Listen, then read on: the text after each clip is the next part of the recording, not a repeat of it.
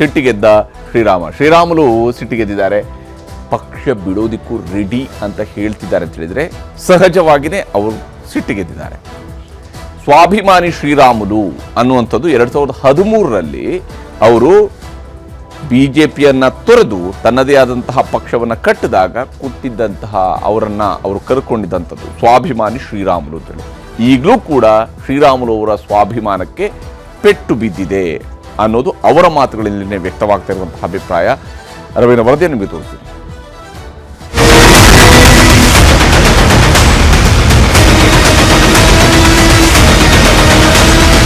ಬಣಗಳ ಬಡಿದಾಟ, rebels ರಾದ್ಧಾಂತ, ಅಧ್ಯಕ್ಷರ ವಿರುದ್ಧ ಸಮರ, ಹೀಗೆ ಈಗಾಗಲೇ ಕೊತ ಎನ್ನುತ್ತಿರುವ ಕೇಸರಿ ಟೀಮ್ನಲ್ಲಿ ಹೊಸ ಸಂಘರ್ಷ ಎದುರಾಗಿದೆ. ಬಿಜೆಪಿ ಕುಚಿಕು ಗೆಳೆಯರು, ಬಿಜೆಪಿ ಪಿಲ್ಲರ್ಗಳು ಆಗಿರುವ ಜನಾರ್ದನ್ ರೆಡ್ಡಿ ಹಾಗೂ ಶ್ರೀರಾಮುಲು ಮಧ್ಯೆಯೇ ಇದೀಗ ಬೆಂಕಿ ಬಿದ್ದಿದೆ. ಸಂಡೂರು ಬೈ ಎಲೆಕ್ಷನ್ನಲ್ಲಿ ಬಿಜೆಪಿ ಸೋತಿರುವ ಬಗ್ಗೆ ನಿನ್ನೆ ನಡೆದ ಕೋರ್ ಕಮಿಟಿ ಸಭೆಯಲ್ಲಿ ಚರ್ಚೆ ನಡೆದಿದೆ. ಸಂಡೂರಿನಲ್ಲಿ ಸೋತ ಕಾರಣಕ್ಕೆ ಶ್ರೀರಾಮುಲುಗೆ ಫುಲ್ ಕ್ಲಾಸ್ ತೆಗೆದುಕೊಂಡಿದ್ದರು ರಾಜ್ಯ ಉಸ್ತುವಾರಿ ರಾಧಾ ಮೋಹನ್ ದಾಸ್ ಅಗರ್ವಾಲ್. ಸಂಡೂರು ಸೋಲಿನ ಬಗ್ಗೆ ಅಭ್ಯರ್ಥಿ ಬಂಗಾರಿ ಹನುಮಂತು ದೂರು ನೀಡಿದ್ರು. ಹನುಮಂತು ದೂರುಗಳ ಮೇಲೆ ರಾಮುಲುಗೆ ಪ್ರಶ್ನೆಗಳ ಮೇಲೆ ಪ್ರಶ್ನೆ ಮಾಡಿದ್ರು ರಾಧಾ ಮೋಹನ್ ದಾಸ್. ಸಂಡೂರು ಬೈ ಎಲೆಕ್ಷನ್ ಸೋತಿದ್ಯಾಕೆ? ಬೈ ಎಲೆಕ್ಷನ್ನಲ್ಲಿ ಸರಿಯಾಗಿ ಕೆಲಸ ಮಾಡಿಲ್ಲ ಯಾಕೆ? ನೀವೆಲ್ಲ ಸರಿಯಾಗಿ ಕೆಲಸ ಮಾಡದೇ ಇದ್ದಿದ್ರಿಂದಲೇ ಸೋಲಾಯ್ತಲ್ವೇ ಎಂದು ಸಿಟ್ಟಾಗಿಯೇ ಉಸ್ತುವಾರಿ ಪ್ರಶ್ನಿಸಿದ್ದಾರೆ. ರಾಧಾ ಮೋಹನ್ ದಾಸ್ ಏಕಾಏಕಿ ಸಿಟ್ಟಿನಿಂದ ಪ್ರಶ್ನಿಸಿದಾಗ ಮೊದಲು ತಬ್ಬಿಬ್ಬಾದ ಶ್ರೀರಾಮುಲು ನಂತರ ಅಲ್ಲೇ ಉತ್ತರ ಕೊಡುವ ಪ್ರಯತ್ನ ಮಾಡಿದ್ದಾರೆ. ಬೈ ಎಲೆಕ್ಷನ್ನಲ್ಲಿ ನಾನು ಚೆನ್ನಾಗೇ ಕೆಲಸ ಮಾಡಿದ್ದೇನೆ, ನನ್ನ ಮೇಲಿನ ಆರೋಪ ಸುಳ್ಳು ಎಂದಿದ್ದಾರೆ. ಆದರೆ ಶ್ರೀರಾಮುಲು ಕೆಲಸದ ಬಗ್ಗೆ ಉಸ್ತುವಾರಿ ಅಸಮಾಧಾನ ಹೊರಹಾಕುತ್ತಿದ್ದರೂ ಶ್ರೀರಾಮುಲು ಬೆಂಬಲಕ್ಕೆ ಯಾವೊಬ್ಬ ನಾಯಕರು ಕೋರ್ ಕಮಿಟಿ ಸಭೆಯಲ್ಲಿ ಬಂದಿರಲಿಲ್ಲ. ಇದರಿಂದಾಗಿ ಸಭೆ ಮುಗಿಸಿ ಬೇಸರದಿಂದಲೇ ಹೊರಬಂದಿದ್ದ ಶ್ರೀರಾಮುಲು ಅವರನ್ನ ವಿಜಯೇಂದ್ರ ಹಾಗೂ ಅಶೋಕ್ ಸಾಂತ್ವನ ಮಾಡಿದ್ರು. ಅಲ್ಲದೆ ಮಾಧ್ಯಮದವರ ಜೊತೆ ಮಾತನಾಡದೆ ಸುಮ್ಮನೆ ಹೋಗುವಂತೆ ಸೂಚನೆ ನೀಡಿದ್ದರು ವಿಜಯೇಂದ್ರ ಹಾಗೂ ಸಿಟಿ ರವಿ.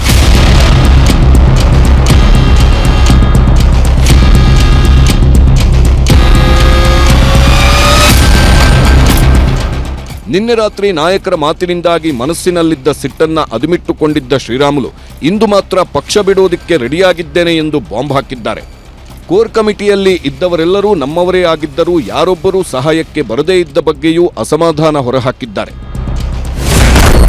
ಬಂಗಾರಿ ಹನುಮಂತು ನಾಮಪತ್ರ ಸಲ್ಲಿಕೆಯಾದಾಗಿಂದಲೂ ನಾನು ವಿಜೇಂದ್ರ ಕೆಲಸ ಮಾಡಿದ್ದೇವೆ. ನಾನು ಕೆಲಸ ಮಾಡಿರೋದು ಸಣ್ಣ ಹುಡುಗರಿಗೂ ಗೊತ್ತು. ಯಾರದ್ದೋ ಮಾತುಗಳನ್ನ ಕೇಳಿಕೊಂಡು ನನ್ನ ಮೇಲೆ ಆರೋಪ ಮಾಡ್ತಿದ್ದೀರಿ. ಪಕ್ಷಕ್ಕಾಗಿ ನಾನು ದುಡಿದಿದ್ದೇನೆ. MLA MP ಚುನಾವಣೆಯಲ್ಲಿ ಸೋತಿರೋದು ನನ್ನ ಹಣೆ ಬರಹ. ಸೋತಿರುವ ಕಾರಣಕ್ಕೆ ಲಘುವಾಗಿ ಮಾತಾಡುವುದು ಸರಿಯಲ್ಲ.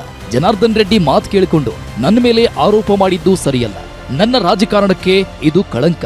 ನನ್ನ ನಡವಳಿಕೆಯಿಂದ ಪಕ್ಷಕ್ಕೆ ನಷ್ಟ ಆಗುತ್ತೆ ಅನ್ನೋದಾದ್ರೆ ಬಿಜೆಪಿಯಿಂದ ಹೊರ ಹೋಗೋದಕ್ಕೂ ಸಿದ್ಧ. ನಾನು ಪಾರ್ಟಿಗೆ ಮೋಸ ಮಾಡುವವನಲ್ಲ. ನಿಷ್ಠಾವಂತನಾಗಿ ದುಡಿದಿದ್ದೇನೆ. ರಾಜ್ಯಾಧ್ಯಕ್ಷರು ಕೂಡ ನನ್ನ ಪರ ಮಾತನಾಡದೇ ಇದ್ದುದಕ್ಕೆ ಅವಮಾನ ಆಗಿದೆ. ನನ್ನ ಜೀವನದಲ್ಲಿ ಎಂದೂ ಆಗದ ನೋವು ನಿನ್ನೆ ನನಗಾಗಿದೆ. ಒಂದು ಕಾಲದ ಕುಚಿಕು ಗೆಳೆಯರು ರಾಮುಲು ಹಾಗೂ ರೆಡ್ಡಿ. ಆದ್ರೀಗ ಬಿಜೆಪಿಗೆ ಘರ್ವಾಪ್ಸಿ ಆದ್ಮೇಲೆ ಜನಾರ್ದನ್ ರೆಡ್ಡಿ ಬಳ್ಳಾರಿಗೆ ಎಂಟ್ರಿ ಕೊಡುತ್ತಲೇ ನನ್ನನ್ನೇ ಟಾರ್ಗೆಟ್ ಮಾಡಲಾಗ್ತಿದೆ ಎಂಬುದು ರಾಮುಲು ಆರೋಪ. ಜನಾರ್ದನ್ ರೆಡ್ಡಿ ಬಳ್ಳಾರಿಗೆ ಬಂದ ನಂತರ ಇತ್ತೀಚೆಗೆ ಗುಂಪುಗಾರಿಕೆ ಮಾಡಿಕೊಂಡಿದ್ದಾನೆ. ರಾಧಾ ಮೋಹನ್ ದಾಸರಿಗೂ ಚಾಡಿ ಹೇಳಿದ್ದಾನೆ. ಹೆಲಿಕಾಪ್ಟರ್ ಕೊಟ್ಟು ಕ್ಯಾಂಪೇನ್ ಮಾಡಿಸಿದ ಪಕ್ಷದ ನಾಯಕರು ಉಪಮುಖ್ಯಮಂತ್ರಿ ಪಟ್ಟ ಕೊಡ್ತೀವಿ ಅಂತಾನೂ ಹೇಳಿ ಮೋಸ ಮಾಡಿದ್ರು. ಜನಾರ್ದನ್ ರೆಡ್ಡಿ ಮಾತು ಕೇಳಿಕೊಂಡು ನಮ್ಮನ್ನ ಮುಗಿಸೋ ಯತ್ನ ಆಗ್ತಾ ಇದೆ. ರಾಮುಲು ಕೆಲಸ ಮಾಡಿಲ್ಲ ಅನ್ನೋದಕ್ಕೆ ಸಾಕ್ಷಿ ಕೊಡ್ಲಿ. ಜನಾರ್ದನ್ ರೆಡ್ಡಿ ಈಗ ನನ್ನದ್ದೇ ನಡೀಬೇಕು ಅಂತ ಮಾಡ್ತಿದ್ದಾನೆ. ಜನಾರ್ದನ್ ರೆಡ್ಡಿ ಚಾಡಿ ಹೇಳ್ತಿರೋದರ ಬಗ್ಗೆ ನೋವಿದೆ. ನನ್ನನ್ನು ಇಲ್ಲಿಗೆ ಮುಗಿಸಿಬಿಡ್ಬೇಕು ಅಂತ ಮಾತಾಡ್ತಿದ್ದಾರೆ. ಜನಾರ್ದನ್ ರೆಡ್ಡಿ ಪಕ್ಷಕ್ಕೆ ಕರೆತರುವಾಗ ನಾನು ಜೊತೆಗಿದ್ದೆ. ಆದ್ರೆ ಈಗ ವೈಯಕ್ತಿಕ ಟಾರ್ಗೆಟ್ ಮಾಡ್ತಿರೋದು ನೋವು ತಂದಿದೆ. ಸಭೆಯಲ್ಲಿ ಹೀಗೆ ಅವಮಾನ ಆಗ್ತಿದ್ದರೂ ನಮ್ಮ ರಾಜ್ಯಾಧ್ಯಕ್ಷರೇ ನನ್ನ ಬೆಂಬಲಕ್ಕೆ ಬರಲಿಲ್ಲ ಅನ್ನೋದು ರಾಮುಲು ಆರೋಪ. ವಿಜಯೇಂದ್ರ ಜವಾಬ್ದಾರಿಯಾಗಿ ನಡೆದುಕೊಳ್ಳಲೇ ಇಲ್ಲ ಅಂತ ಸಿಟ್ಟು ಹೊರಹಾಕಿದ್ರು. ಸಭೆಯಲ್ಲಿ ನನ್ನನ್ನು ರಕ್ಷಣೆ ಮಾಡೋ ಕೆಲಸವನ್ನ ಅಧ್ಯಕ್ಷರೂ ಮಾಡಲಿಲ್ಲ. ಇಷ್ಟೊಂದು ಆರೋಪ ಮಾಡ್ತಿದ್ರು ವಿಜೇಂದ್ರ ಏನು ಮಾತಾಡ್ಲಿಲ್ಲ. ರಾಧಾಮೋಹನ್ ಉತ್ತರ ಪ್ರದೇಶದಿಂದ ಬಂದಿರೋದು ಏನು ಗೊತ್ತಿಲ್ಲ. ಆದ್ರೆ ಇಲ್ಲೇ ಇರುವ ವಿಜೇಂದ್ರಗೆ ನನ್ನ ಬಗ್ಗೆ ಗೊತ್ತಿಲ್ವಾ? ರಾಜಕೀಯ ಭವಿಷ್ಯಕ್ಕೆ ಕಳಂಕ ತರೋ ಕೆಲಸ ಆಗ್ತಾ ಇದೆ. ಜವಾಬ್ದಾರಿ ಹುದ್ದೆಯಲ್ಲಿದ್ದೀರಿ, ನನ್ನ ರಕ್ಷಣೆ ಮಾಡಿ ಅಂದೆ. ರಾಜ್ಯಾಧ್ಯಕ್ಷರು ನನ್ನ ರಕ್ಷಣೆ ಮಾಡಲೇ ಇಲ್ಲ. ಇಷ್ಟೆಲ್ಲ ಆದ್ಮೇಲೂ ನಾನು ಬಿಜೆಪಿಯಲ್ಲೇ ಇರಬೇಕಾ ಅನ್ನೋದು ರಾಮುಲು ಪ್ರಶ್ನೆ. ಹಿಂದೆಯೂ ಬಿಜೆಪಿ ಬಿಟ್ಟು ಹೊಸ ಪಕ್ಷ ಕಟ್ಟಿದ್ದ ಶ್ರೀರಾಮುಲು ನಡೆಯಿಂದಾಗಿ ಬಳ್ಳಾರಿಯಲ್ಲಿ 2008ರಲ್ಲಿ ಅರಳಿದ್ದ ಕಮಲ ನಂತರ ನಿಧಾನಕ್ಕೆ ಮುದುಡುತ್ತಲೇ ಸಾಗಿತ್ತು.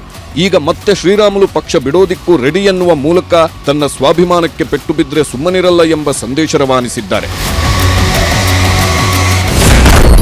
ರಾಜಕೀಯವಾಗಿ ಮುಗಿಸೋ ಕೆಲಸ ಆಗ್ತಿದೆ, ಹೃದಯಕ್ಕೆ ಗಾಯ ಮಾಡೋ ಕೆಲಸ ಆಗಿದೆ. 30 ವರ್ಷಗಳ ರಾಜಕಾರಣ ಜೀವನಕ್ಕೆ ಕಳಂಕ ಆಗ್ತಿದೆ. ಪಕ್ಷ ಬಿಟ್ಟು ಹೋಗೋದಕ್ಕೂ ನಾನು ಸಿದ್ಧನಿದ್ದೇನೆ. ಈ ಎಲ್ಲ ಬೆಳವಣಿಗೆಗಳನ್ನು ನೋಡುತ್ತಿದ್ದರೆ ಬಿಜೆಪಿ ಮನೆಯಲ್ಲಿ ಇದೀಗ ಮತ್ತೊಂದು ಬಾಗಿಲು ಓಪನ್ ಆಯ್ತಾ ಎಂಬ ಅನುಮಾನ ಮೂಡುತ್ತಿದೆ. ಪಕ್ಷದಲ್ಲೇ ರಾಮುಲು ಮೂಲೆಗುಂಪಾದ್ರೆ ಎಂಬ ಪ್ರಶ್ನೆ ಕಾಡುತ್ತಿದೆ. ಬಿಜೆಪಿಯ ಅತ್ಯಂತ ಪ್ರಭಾವಶಾಲಿ ವಾಲ್ಮೀಕಿ ನಾಯಕರಾಗಿದ್ದ ಬಿ ಶ್ರೀರಾಮುಲು ಬಳ್ಳಾರಿ ಗ್ರಾಮಾಂತರದಲ್ಲಿ ಸೋತ ನಂತರ ಸಂಪೂರ್ಣ ಮೂಲೆಗುಂಪಾದ್ರೆ ಸತತ 2 ಸೋಲಿನಿಂದಾಗಿ ಶ್ರೀರಾಮುಲುಗೆ ಪಕ್ಷದಲ್ಲಿ ಹಿಡಿತವೇ ತಪ್ಪಿತಾ ಎಂಬ ಪ್ರಶ್ನೆಯೂ ಎದ್ದಿದೆ. ಜನಾರ್ದನ್ ರೆಡ್ಡಿ ಬಿಜೆಪಿಗೆ ಸೇರ್ಪಡೆ ನಂತರ ರೆಡ್ಡಿ ಮಾತಿಗಷ್ಟೇ ಹೆಚ್ಚಿನ ಒತ್ತು ಸಿಕ್ತಿದೆ. ಸಂಡೂರಿನಲ್ಲೂ ರೆಡ್ಡಿ ಆಪ್ತ ಬಂಗಾರಿ ಹನುಮಂತುಗೆ ಟಿಕೆಟ್ ನೀಡಿದ್ದರು ವರಿಷ್ಠರು. ಸಂಡೂರು ಸೋಲಿಗೆ ಶ್ರೀರಾಮುಲು ಅವರನ್ನೇ ಹೊಣೆ ಮಾಡಲಾಗ್ತಿದೆಯೇ? ಗಳಸ್ಯ ಕಂಠಸ್ಯರಾಗಿದ್ದ ರೆಡ್ಡಿ ರಾಮುಲು ನಡುವೆ ಬಹಿರಂಗ ಯುದ್ಧ ಶುರುವಾಯ್ತಾ ಎಂಬ ಪ್ರಶ್ನೆ ಎದ್ದಿದೆ. 2018ರ ವಿಧಾನಸಭಾ ಚುನಾವಣೆಯಲ್ಲಿ ಬಿಎಸ್ವೈ ಬಿಟ್ಟರೆ ಅತಿ ದೊಡ್ಡ ಸ್ಟಾರ್ ಕ್ಯಾಂಪೇನರ್ ಆಗಿದ್ದವರು ರಾಮುಲು. ಪಕ್ಷದ ನಿರ್ಣಯದಂತೆ ಸಿದ್ದರಾಮಯ್ಯ ವಿರುದ್ಧ ಬಾದಾಮಿಯಿಂದಲೂ ಸ್ಪರ್ಧೆ ಮಾಡಿ ಕಡಿಮೆ ಅಂತರದಲ್ಲಿ ಸೋತಿದ್ರು. ಚುನಾವಣೆ ಟೈಮ್ನಲ್ಲಿ ಶ್ರೀರಾಮುಲು ಜನಪ್ರಿಯತೆ ಬಳಸಿಕೊಂಡು ಈಗ ಮೂಲೆಗುಂಪು ಮಾಡಲಾಗ್ತಿದೆಯೇ ಎಂಬ ಅನುಮಾನಗಳು ಮೂಡಿವೆ. ಸಂಡೂರು ಸೋಲಿಗೆ ಕಾರಣಗಳು ಹಲವಾರು, ಆದರೆ ರಾಮುಲು ನೇರ ಕಾರಣ ಅನ್ನೋದು ಹೈಕಮಾಂಡ್ ವಾದ. ಆದರೆ ಸೋಲಿನ ಪರಾಮರ್ಶೆಗಾಗಿ ಮಾಜಿ ಸಿಎಂ ಸದಾನಂದ ಗೌಡ ನೇತೃತ್ವದ ಸಮಿತಿ ಮಾಡಲಾಗಿದೆ. ಆ ಸಮಿತಿ ವರದಿ ಕೊಟ್ಟಾಗಲೇ ಅಸಲಿ ಕಾರಣ ಗೊತ್ತಾಗಲಿದೆ. ಈಗ ಸಮಿತಿ ಸದಾನಂದ ಗೌಡರ ಸಮಿತಿ ಇದೆಯಲ್ವಾ, ಆ ಸಮಿತಿಯವರು ವರದಿ ಕೊಟ್ಟ ನಂತರವೇ ಅದ್ರ ಬಗ್ಗೆ ಚರ್ಚೆ ಆಗುವಂತದ್ದಾಗುತ್ತೆ. ಯಾಕಂದ್ರೆ ಸದಾನಂದ ಗೌಡರು ಒಟ್ಟಾರೆ ಬೈ ಎಲೆಕ್ಷನ್ ಬಗ್ಗೆ ವರದಿಯನ್ನು ಮಾಡಲಿಕ್ಕೆ ಅವರಿಗೆ ಜವಾಬ್ದಾರಿ ಕೊಡುವಂತದ್ದಾಗಿದೆ. ಅವರು ವರದಿಯನ್ನು ಇನ್ನ ಸಲ್ಲಿಸಿಲ್ಲ. ಅವರು ಎಲ್ಲರೂ ಸಂಬಂಧಪಟ್ಟ ಎಲ್ಲಾ ವ್ಯಕ್ತಿಗಳ ಜೊತೆ ಮಾತಾಡಿ ಸಮಗ್ರವಾಗಿ ಯಾವ ರೀತಿ ಬರೀ ಯಾರನ್ನೋ ದೋಷಣೆ ಮಾಡ್ಲಿಕ್ಕೆ ಅಂತ ಮಾಡಿರುವಂತ ಸಮಿತಿ ಅಲ್ಲ ಅದು, ಯಾವ ರೀತಿ ನಾವು ಇನ್ನು ಉತ್ತಮವಾಗಿ ಎಲೆಕ್ಷನ್ಗಳನ್ನು ಮಾಡಬಹುದು, ಇನ್ನು ಪಕ್ಷವನ್ನು ಬಲಿಷ್ಠವಾಗಿ ಇಂಥ ಉಪಚುನಾವಣೆಗಳನ್ನು ಎದುರಿಸಲಿಕ್ಕೆ ನಾವು ಏನೆಲ್ಲ ಮಾಡಿದ್ರೆ ಅವರ ಅನುಭವದ ಮೂಲಕ ಸಲಹೆ ಸೂಚನೆಗಳು ಸಹ ಕೊಡುವಂತದ್ದಾಗುತ್ತೆ. ಹೀಗೆ ಶಿಸ್ತಿನ ಪಕ್ಷ ಬಿಜೆಪಿಯಲ್ಲಿ ಎಲ್ಲವೂ ಕೊತ ಕುದಿಯುತ್ತಿದೆ. ಬಣಗಳ ಬಡಿದಾಟದಿಂದ ಹೈಕಮಾಂಡ್ಗೂ ಟೆನ್ಷನ್ ಶುರುವಾಗಿದೆ. ಉಸ್ತುವಾರಿ ಬಂದು ಸಭೆ ಮಾಡಿದ್ಮೇಲೆ ಪರಿಸ್ಥಿತಿ ಇನ್ನಷ್ಟು ಜಟಿಲವಾಗ್ತಿದೆ. 2 ಬಣಗಳ ಸಂಧಾನಕ್ಕೆ ಜನವರಿ 27 ಡೆಡ್ಲೈನ್ ನೀಡಲಾಗಿದೆ. ಬಣ ಬಡಿದಾಟದ ಶಮನಕ್ಕೆ ಪ್ರಹ್ಲಾದ್ ಜೋಶಿ, ಬಸವರಾಜ ಬೊಮ್ಮಾಯಿ, ಬಿಎಲ್ ಸಂತೋಷ್ಗೆ ಟಾಸ್ಕ್ ನೀಡಲಾಗಿದೆ. ಶಿವರಾಜ್ ಸಿಂಗ್ ಚೌಹಾಣ್ ಬರುವ ಮುನ್ನವೇ ಎಲ್ಲವನ್ನು ನಿಭಾಯಿಸಲು ಸೂಚನೆ ನೀಡಲಾಗಿದೆ. ಆದ್ರೀಗ ಯತ್ನಾಳ್ ಟೀಮ್ನ ಭಿನ್ನಮತಕ್ಕಿಂತಲೂ ಶ್ರೀರಾಮುಲು ಸಿಟ್ಟು ಕಮಲಪಾಳ್ಯದಲ್ಲಿ ಬಿಸಿಯೇರಿಸಿದೆ. ಇದಕ್ಕೂ ಶಿವರಾಜ್ ಸಿಂಗ್ ಚೌಹಾಣ್ ಬಂದಾಗ ಪರಿಹಾರ ಸಿಗುತ್ತಾ ಎಂದು ನೋಡಬೇಕಿದೆ. Bureau report, news 18.